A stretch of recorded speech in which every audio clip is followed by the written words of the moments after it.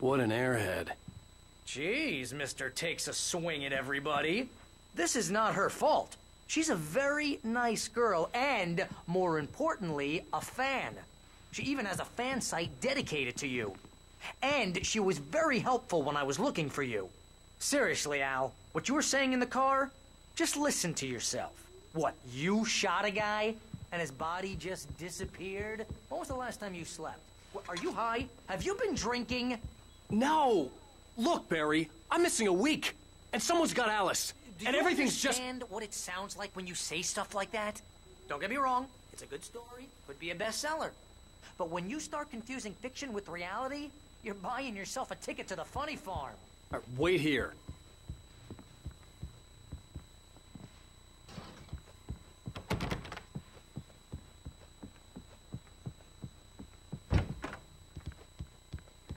Easy there, boy.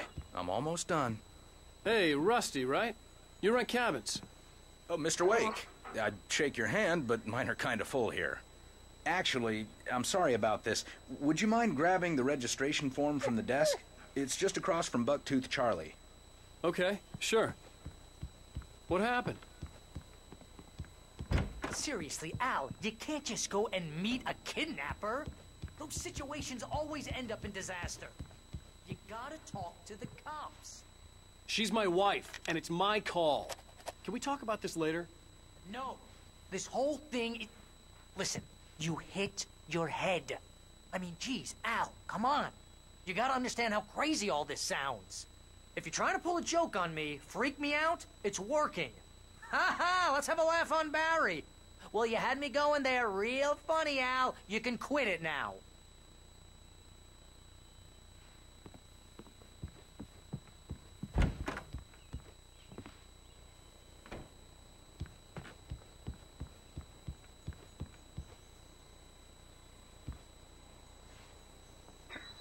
I think this is the form you wanted.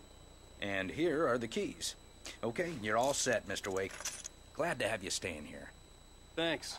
Can you tell me how to get to Lover's Peak? Oh, sure. It's at the end of the nature trail. Just follow the paths, you'll get to it eventually. It's an easy walk. Nice spot, too.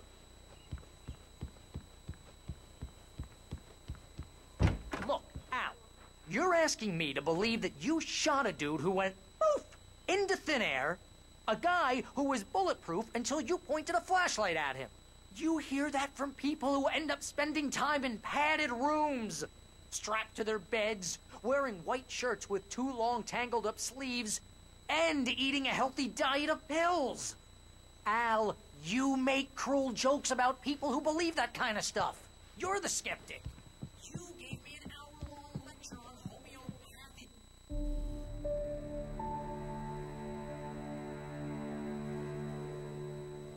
That's just crazy talk, Al.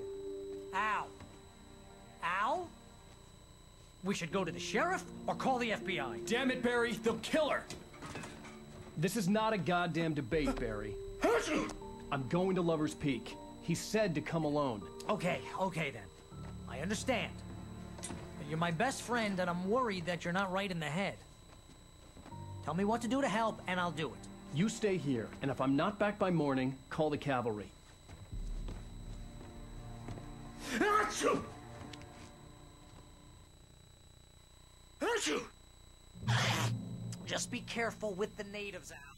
These yokels are dangerous. Everybody hates a tourist, or it'll be Deliverance all over again. Achoo! Bless you. Oh, this place is trying to kill me. I'll bet there's mold in here, spores, poison ivy, God knows what. This is so not worth a 15% commission.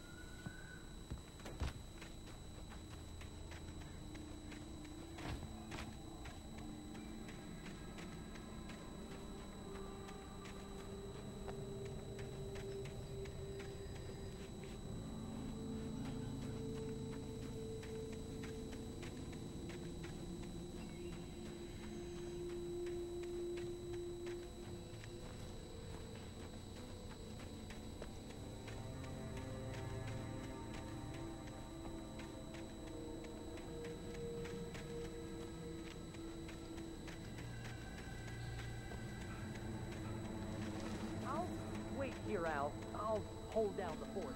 I'll every step of the way, Al. Walk through the door now.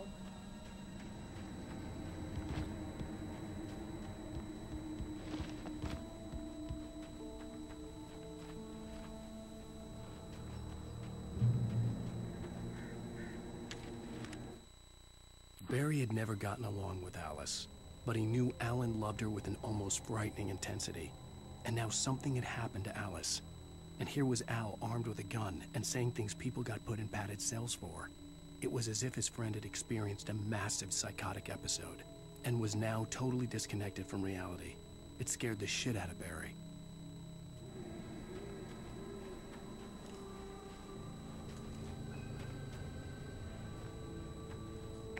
Barry had the keys to the car he rented. It wasn't a long walk to the visitor center, and it wouldn't be any use to me in the forest. I knew I should have gone to the cops. This wasn't the smartest thing I'd ever done, but I was still angry with Barry for trying to talk me out of it. These people had called me right in the sheriff's station. The cops wouldn't scare them, and they had Alice.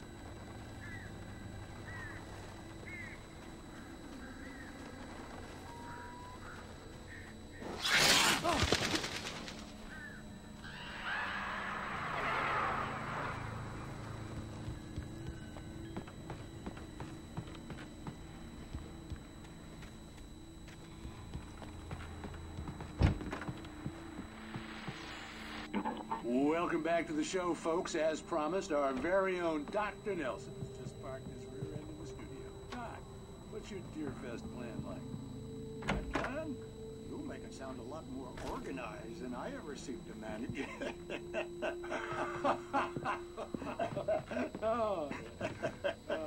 No plan, really. Just taking the atmosphere. I'm getting a little too rickety to do much more than that, you know. Oh, tell me about it. No sack race for us older gentlemen, huh?